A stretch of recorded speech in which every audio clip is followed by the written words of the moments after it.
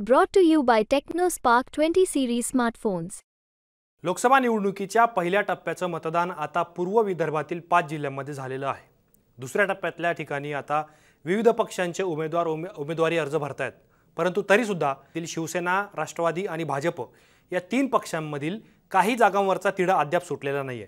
नाशिक असेल, ठाणे असेल, पालघर असेल किंवा मुंबईतल्या काही जागा असतील, या जागांवरती अद्यापही कोण लढणार, कुठला उमेदवार असणार याबद्दलची कुठलीही माहिती महायुतीकडून देण्यात आलेली नाहीये। तथापि या 3ही पक्षांमध्ये या जागांवरून रस्सीखेच सुरू असल्याचं पाहायला मिळतंय। परंतु या सगळ्या पार्श्वभूमीवरती कल्याण, संभाजीनगर आणि सातारा या 3 जागांवरती 3ही पक्षांचं एकमत झालंय आणि तिथे उमेदवार सुद्धा दाखल करण्यात आलाय। संभाजीनगरमध्ये शिवसेनेकडून संदीपान भुमरे यांना उमेदवारी देण्यात आली आहे, तर कल्याणचा उमेदवार खुद्द देवेंद्र फडणवीस यांनी जाहीर केलाय। आणि सगळ्यात महत्त्वाचं म्हणजे सातारा जो राष्ट्रवादीचा गड मानला जातो, या साताऱ्यामध्ये भाजपने उदयनराजे भोसले यांना निवडणुकीच्या रिंगणात उतरवलंय। त्यामुळे सुरुवातीपासून साताऱ्याच्या जागेवरती दावा ठोकणारे अजित पवारांनी साताऱ्याची जागा कशी काय भाजपला दिली आणि साताऱ्याची जागा भाजपकडे गेल्यानंतर राष्ट्रवादीच्या पारड्यात काय पडणार या प्रश्नाचं उत्तर आपण पुढच्या काही मिनिटांमध्ये जाणून घेणार आहोत। नमस्कार, मी आतिक आणि मुंबई तकमध्ये तुमचं स्वागत आहे। सातारा लोकसभेच्या बदल्यात दादांच्या राष्ट्रवादीला नेमकं काय मिळणार हे समजून घेण्यापूर्वी भाजप आणि राष्ट्रवादी या 2 पक्षांमध्ये साताऱ्याच्या जागेवरून कसं रस्सीखेच सुरू होतं, कशा बैठका झाल्या होत्या आणि कशी चर्चा झाली होती याबद्दल थोडक्यात आपण जाणून घेऊयात। ज्यावेळेस राष्ट्रवादीमध्ये बंड झाल्यानंतर अजित पवारांनी वेगळा गट स्थापन केला, त्यानंतर पक्षसुद्धा त्यांच्याकडे गेला, पक्ष आणि चिन्ह। त्यानंतर जे साताऱ्याचे राष्ट्रवादीचे खासदार होते श्रीनिवास पाटील, त्यांनी अजित पवारांसोबत जाणं पसंत केलं नाही, ते शरद पवार यांच्या गटासोबत राहिले। त्यामुळे महायुतीत आल्यानंतर अजित पवारांनी साहजिकच साताऱ्याच्या जागेवरती दावा ठोकला। याचं कारण काय होतं, तर विद्यमान खासदार इथे आमचा होता असा दावा हा अजितदादा यांच्या राष्ट्रवादीकडून करण्यात आलेला होता। त्याचबरोबर ज्या वेळेला राष्ट्रवादीचा जन्म झाला 1997-98 साली, तेव्हापासून आज तागायत साताऱ्यामध्ये राष्ट्रवादीचा खासदार जिंकून आलेला आहे। हा सुद्धा दावा करत राष्ट्रवादीने त्यांचा दावा मजबूत करण्याचा प्रयत्न आपल्याला केल्याचं पाहायला मिळालं होतं। लक्ष्मणराव पाटील असतील, उदयनराजे भोसले असतील आणि पोटनिवडणुकीमध्ये जिंकलेले श्रीनिवास पाटील असतील, या 3ही खासदारांच्या माध्यमातून गेली अनेक वर्ष राष्ट्रवादीने साताऱ्याच्या जागेवरती होल्ड ठेवल्याचं आपल्याला पाहायला मिळतंय।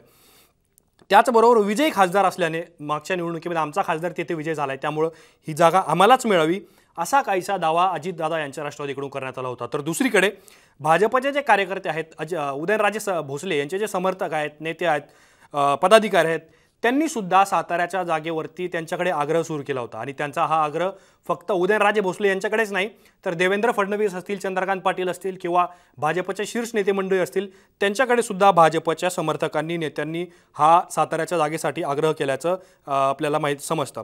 त्याचबरोबर साताऱ्याची जागा आम्हाला मिळावी म्हणून माजी खासदार उदयनराजे भोसले यांनी थेट दिल्लीत दाखल झाले।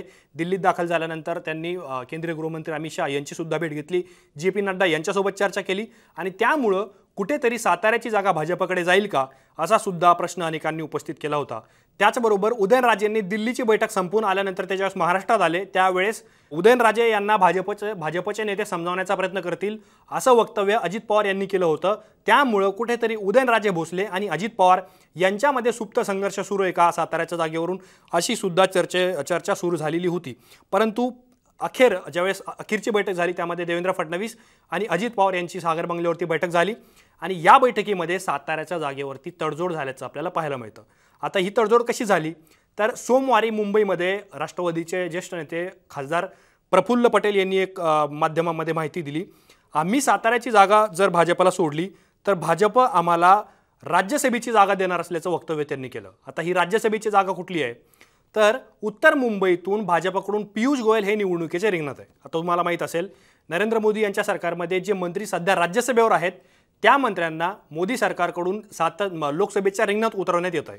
नारायण राणे असतील किंवा पियुष गोयल असतील, नारायण राणेंची राज्यसभेची टर्म संपलेली आहे, तिथून अशोक चव्हाण राज्यसभेवरती गेले आणि पियुष गोयल यांची जी जागा आहे ती जर उत्तर मुंबईतून ते निवडणूक जिंकले तर ती राज्यसभेची जागा रिकामी होईल आणि त्या जागेवरती अजितदादा यांच्या राष्ट्रवादीचा उमेदवार दिला जाईल असं आश्वासन भाजपने दिल्याचं वक्तव्य प्रफुल्ल पटेल यांनी मुंबईत केलंय।